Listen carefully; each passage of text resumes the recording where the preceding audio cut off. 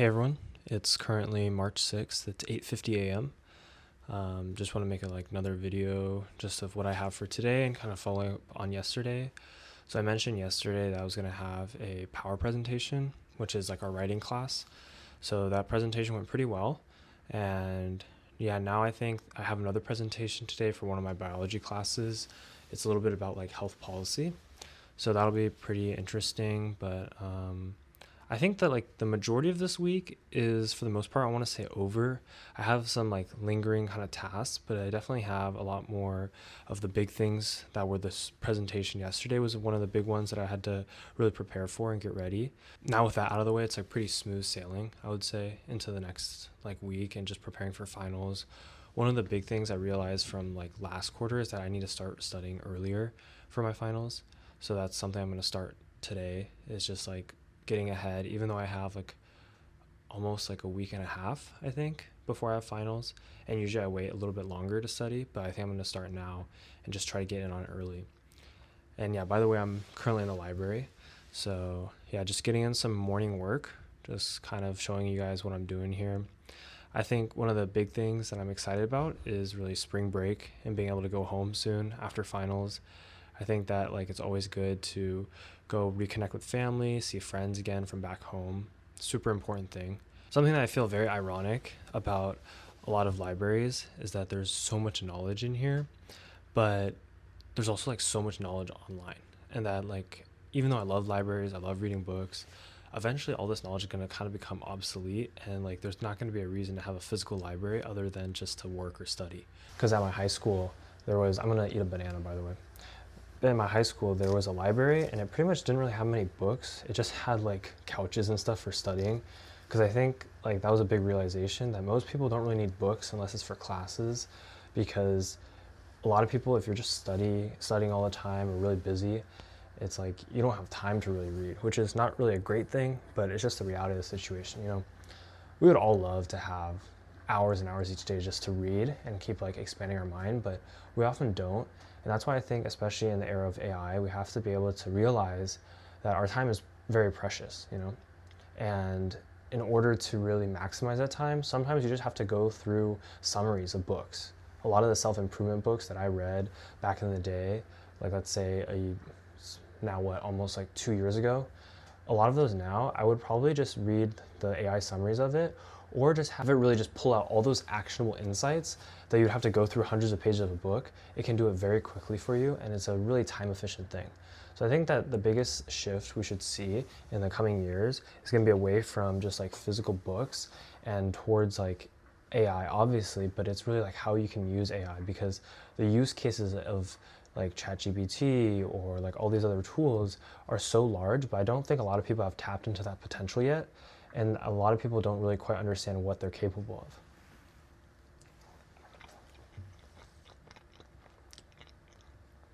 of. I also think that those kind of tools are going to be absolutely revolutionary for learning, because now you have a tutor in a sense that can personalize feedback for you, also identify strong and weak points very effectively. And it's super important. I think I've used it for more instantaneous feedback. If I'm doing a problem and I'm getting it wrong, I can kind of have a very instantaneous explanation that's also very thorough. And additionally, I'm sure you're already aware of this, but the ability for different models to be able to explain things at different levels of complexity. So they're able to explain, let's say, a biochemistry concept at the college level complexity. They're also able to explain it on more of like a high school level complexity, or even like a kindergartner complexity. And by seeing that explanation at different levels, it really like solidifies your understanding of the concept in ways that most of the time, if you're in a classroom, only some really good professors are going to be able to do that. And also they're not going to have the time to really one-on-one with you and actually answer those questions. And also you may be kind of scared to ask questions. You may feel like you get judged because you're supposed to have known some of these things, but with these AI models, there's really no judgment at all.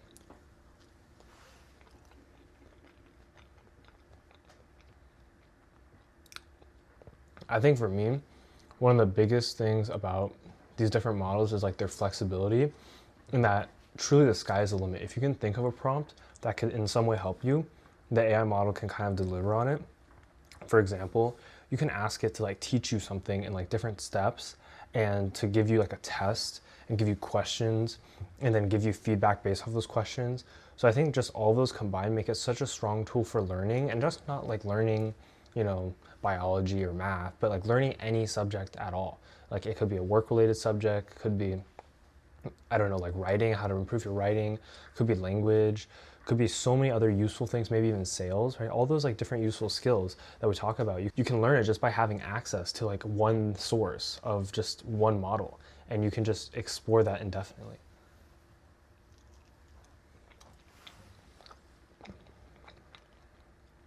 I really think that like the way we interact with AI is gonna improve a lot, and it's gonna also increase a lot. On a day-to-day basis, being really comfortable with writing your own prompts is gonna be like super important. And I'm really not trying to like convince you of anything. I'm just showing kind of what I'm doing in my daily life and what I'm like realizing.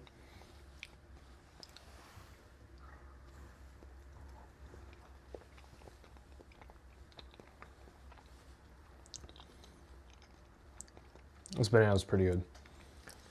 Yeah, this morning I woke up early, had some tutoring early in the morning.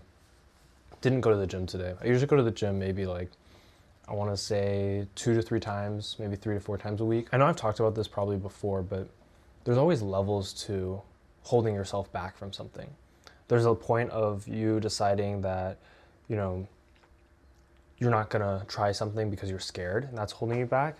But there's also like different levels to it, because what I'm starting to realize is that you can do a lot of things really well and you can be used to pushing yourself, but you can still hold yourself back in kind of more unknown ways. And I think that's something I've kind of seen with content creation. Like usually I'm pretty good overall with like pushing myself, kind of trying new things out, not being afraid. But content creation was really like a new upper limit for me. And it was something that I wasn't really completely comfortable doing. And it was definitely a next step. And part of me was kind of like, oh, I don't really need to do this, or those kind of things. Those are like typical coping kind of words, right? And it was very subtle, because you kind of start to make these excuses for yourself, and sometimes they're very logical, sometimes they're not logical. But when you like boil it down, if you actually just thought about it if you actually thought about it and you're super real to yourself, like all those excuses are ill-founded. They're not really founded on anything. That's the problem with them, right? Like most of the time, your excuses are just like in your head and they're not really helping you at all. And when you actually think about why you're making excuses, there's no good reason. Because at the end of the day, even if you made a fool of yourself, the worst case scenario is that like everyone hates you for the next like 2 years. And then after those 2 years, for the most part, when you graduate, you're not gonna see people as much. And so you're in a totally different world. But everyone is just too hyper-focused on the current state, and they think that whatever people think of you now is going to be that way forever. And it's not true. So that's why I think a lot of times for me, taking that big picture approach has really helped with those like small kind of decisions that I've been avoiding.